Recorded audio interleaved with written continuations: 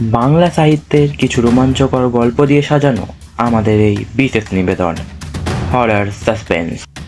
আজ আপনার জন্য বৈশালী দাশগুপ্তের লেখা রুদ্ধশ্বাস। বৈশালী দাশগুপ্ত নন্দীর জন্ম উত্তর 24 পরগনার সোদপুরে। বর্তমানে উত্তর কলকাতার বাসিন্দা, পেশায় স্কুলের শিক্ষিকা এবং নেশায় লেখিকা। একক গল্পগ্রন্থ নরকের দ্বার খোলা প্রথম প্রকাশিত হয় 2019 সালের বইমেলায় বিভা প্রকাশনী থেকে। গল্প পাঠে এবং গল্পের সূত্রধার আমি আকাশ। শুরু হচ্ছে রুদ্ধশ্বাস।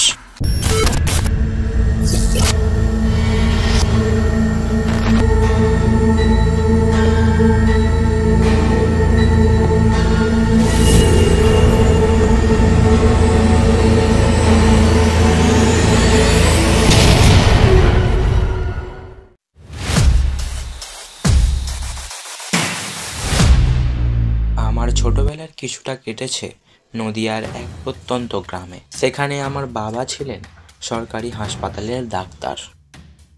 আমার বয়স যখন 7, তখনই বাবা, মা, দাদার সাথে চলে এলাম বাংলাদেশের বর্ডারের কাছে এই গ্রামে।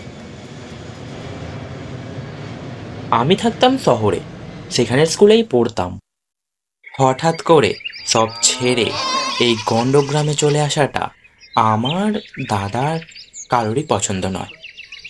এখন বুঝতে পারি তাতে বাবার কোনো দোষ ছিল না, কিন্তু তখন খুব রাগ হয়েছিল বাবার ওপর। কিন্তু যাই হোক, গ্রামের পরিবেশের সাথে মানিয়ে নিতে আমার আর দাদার দুজনেরই বেশ সময় লেগেছিল। সব সময় মনে পড়তো শহরের ঝাঁ চকচকে পরিবেশের কথা আর সেখানের বন্ধুদের কথা। এখানের স্কুলে ভর্তি হলেও শিক্ষক থেকে সহপাঠী কাউকেই পছন্দ করে উঠতে পারিনি। সেই সময় আমার সাথে আলাপ হলো সাবিত্রীর। ওর বাবা অন্যের জমিতে চাষ করে, অত্যন্ত দরিদ্র পরিবার, সেটা ওকে দেখলেই বোঝা যেত। কিন্তু ওর স্বভাবের মধ্যে কোনো জড়তা ছিল না। খুব তাড়াতাড়ি আপন করে নিত সব্বাইকে। আমি তখন ক্লাস 3 আর দাদা 8। সাবিত্রী আমার সঙ্গে হবার কথা ছিল না, কিন্তু ওর সাথে আমার বন্ধুত্ব হয়ে যায় খুব। আমার সাথে স্কুল ছুটি হওয়ার পর তাই প্রায়ই আমাদের বাড়ি চলে আসতো সাবিত্রী। আমার মাও খুব ভালোবাসতেন ওকে, নানা রকমের রান্না করে খাওয়াতেন। বাড়িতে ভালো কিছু রান্না হলেই ওর জন্য তোলা থাকতো। এভাবেই দিন কাটছিল। ইতিমধ্যেই আমি আর সাবিত্রী ক্লাস 7-এ উঠলাম। বাবার আবার ট্রান্সফার হতে পারে এমন একটা খবর শুনলাম। হয়তো আবার শহরের দিকেই যাব আমরা। আমি আর দাদা খুশি হয়ে উঠলাম, কিন্তু সাবিত্রীর জন্য মনটা খুব খারাপ হতে লাগলো। ও তো শুনে থেকেই কান্নাকাটি শুরু করে দিল। কিন্তু আমাদের এখান থেকে যাওয়ার প্রস্তুতি শুরু হয়ে গেল। আমার আর সাবিত্রীর সব থেকে প্রিয় খেলা ছিল লুকোচুরি। আমাদের একজন লুকোতাম আর অন্যজন তাকে খুঁজতাম। খুঁজে পেলে তাকে অপরজন যাই বলতো তাই করতে হতো, আর উল্টোটা হলে তাকে নিজের সম্বন্ধে কিছু বলতে হতো। অনেকটা এখনকার ট্রুথ অ্যান্ড ডেয়ার খেলার মতো। কিন্তু এর মধ্যেই সেই সময় কত যে আনন্দ খুঁজে পেতাম। দেখতে দেখতে আমাদের গ্রাম থেকে যাওয়ার সময় এসে গেল। আর মাত্র 1 সপ্তাহ। একদিন স্কুল ফেরত সাবিত্রী এসেছে আমাদের বাড়িতে। মা আমাদের খাইয়ে দাদার খাবার ঢাকা রেখে একটু গড়িয়ে নিতে গেছেন। দাদা ফিরবে ঘন্টাখানেক পর। স্কুল থেকে সোজা যাবে একটা মাস্টারের কাছে টিউশন পড়তে। আমি আর সাবিত্রী উঠে গেলাম দোতলায়।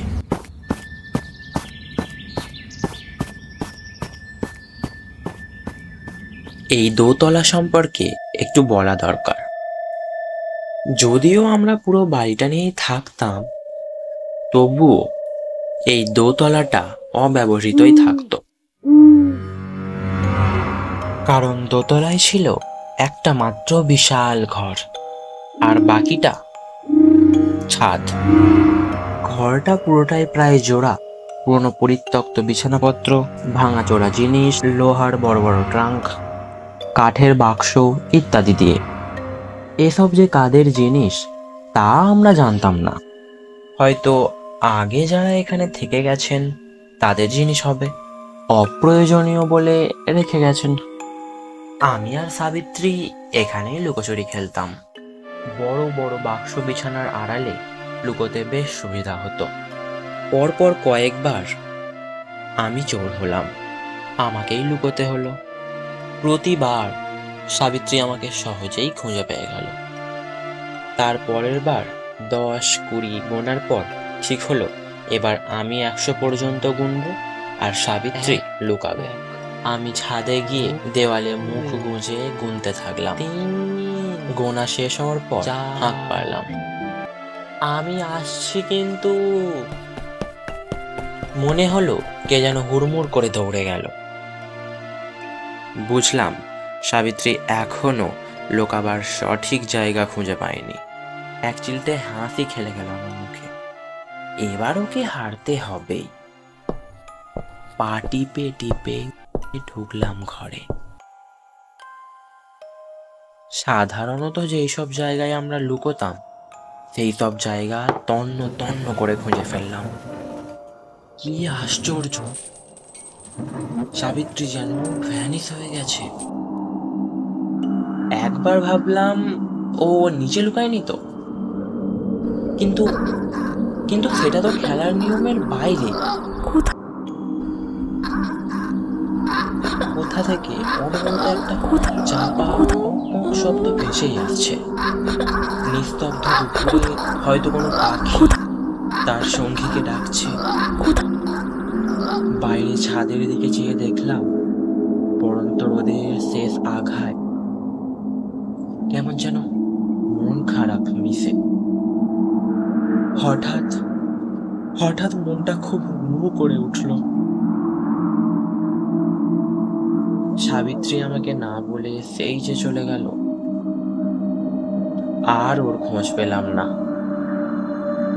যে 1 সপ্তাহ আমরা ওখানে ছিলাম শুধু গ্রাম জুড়ে খোঁজাখুঁজি আর ওর বাবা মায়ের অসহায় কান্না।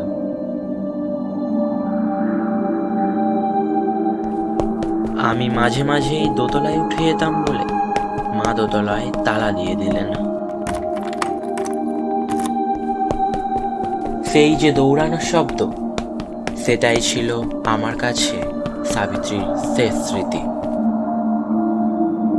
কিন্তু নির্জন দুপুরে বা ঘুম না আসা রাতে প্রায় শুনতাম সাবিত্রী আমাকে ডাকছে।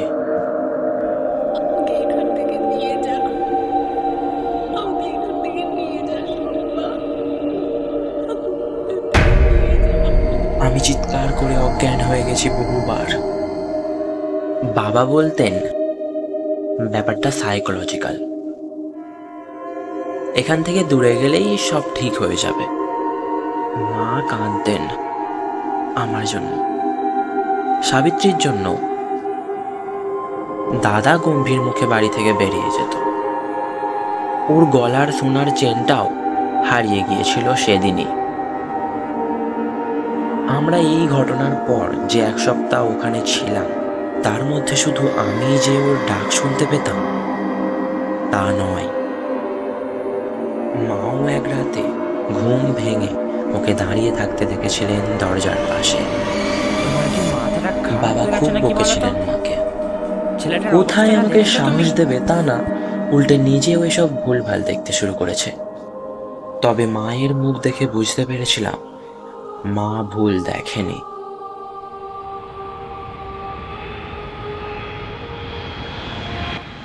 এরপর আমরা চলে যাই শহরে।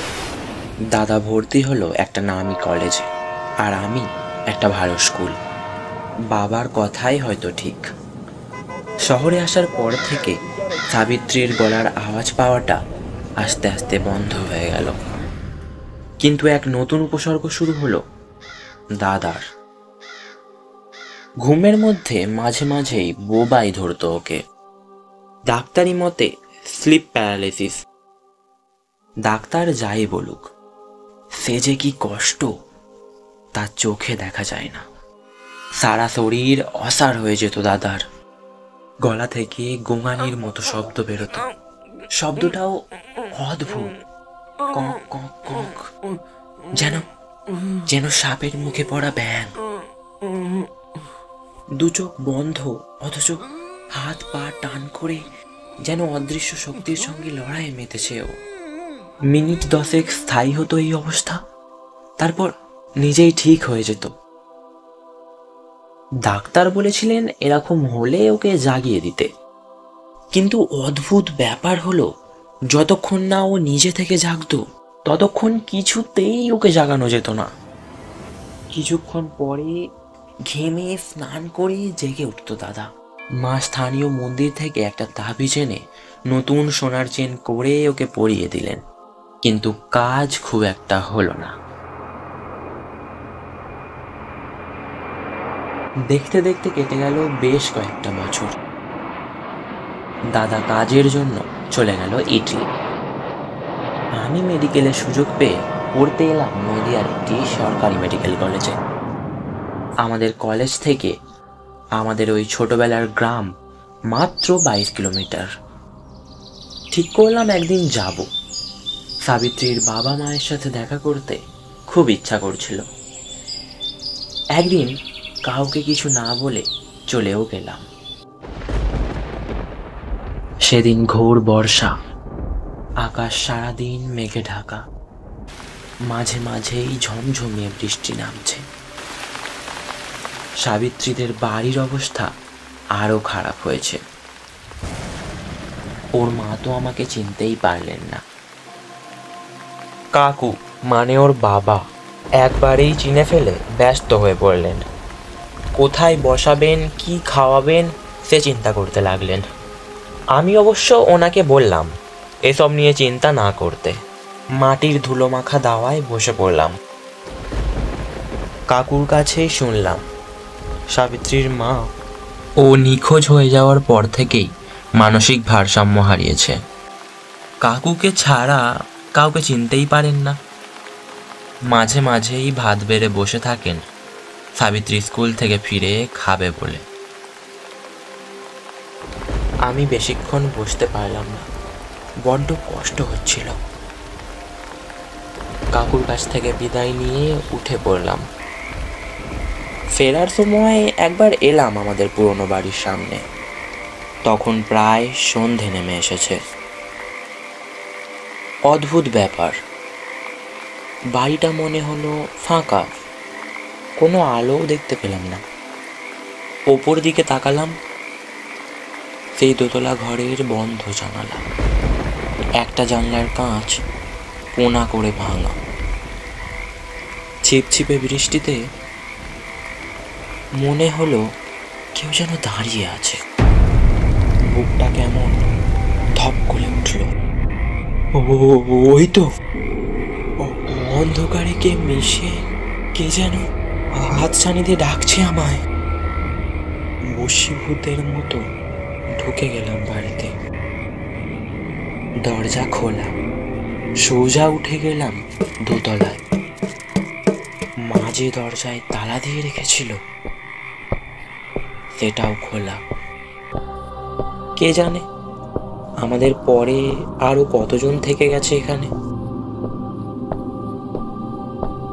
দরজায় হাত ঠেকাতেই খুলে গেল।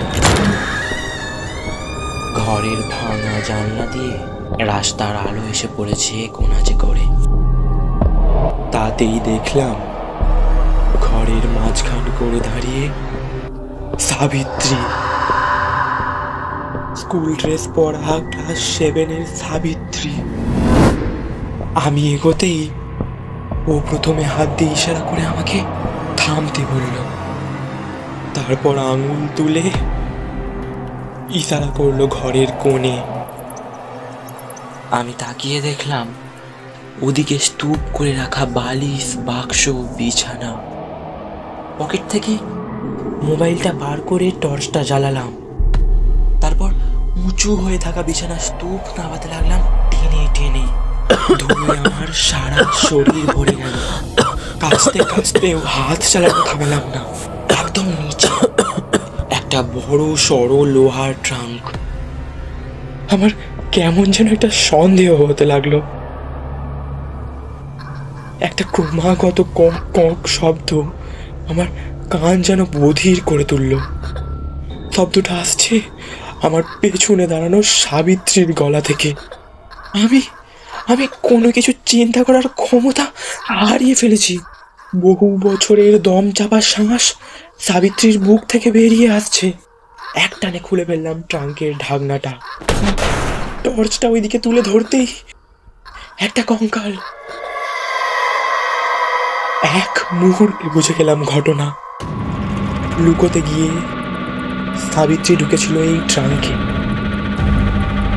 কোনোভাবে সেটা লক হয়ে যায়, কিন্তু একটা কথা মাথায় এলো না, ট্রাঙ্কের ওপর অত বিছানাপত্র চাপালো কে?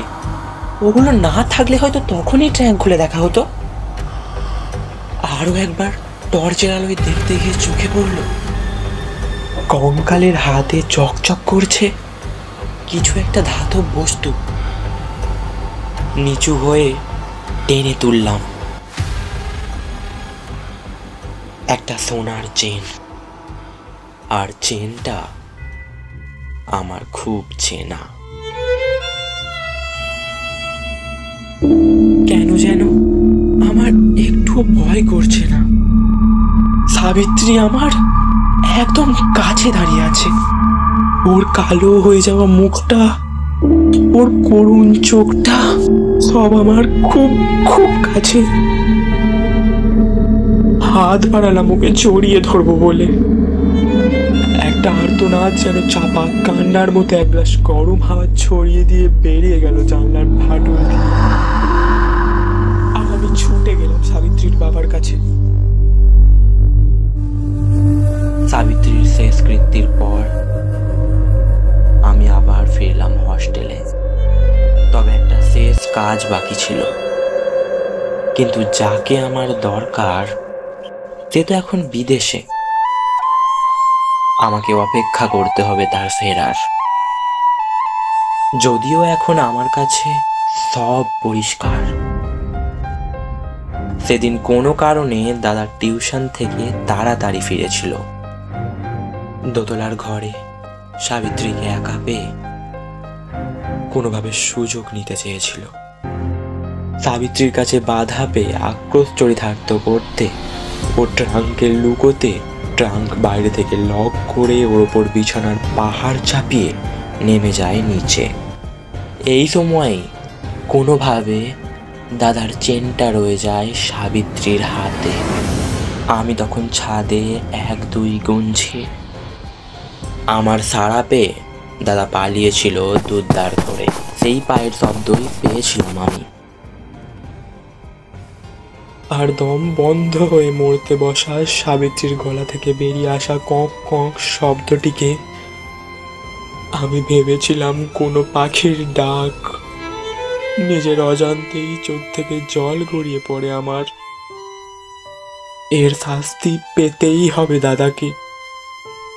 যদিও অনেক বছর ধরে যে কষ্ট সাবিত্রী পেয়েছিল সে কষ্ট অনুভব করেছে ও। জানি না সত্যিও কোনো রোগ নাকি পাপের প্রায়শ্চিত্ত ছিল ওটা দাদার। স্লিপ প্যারালিসিস, কে জানে।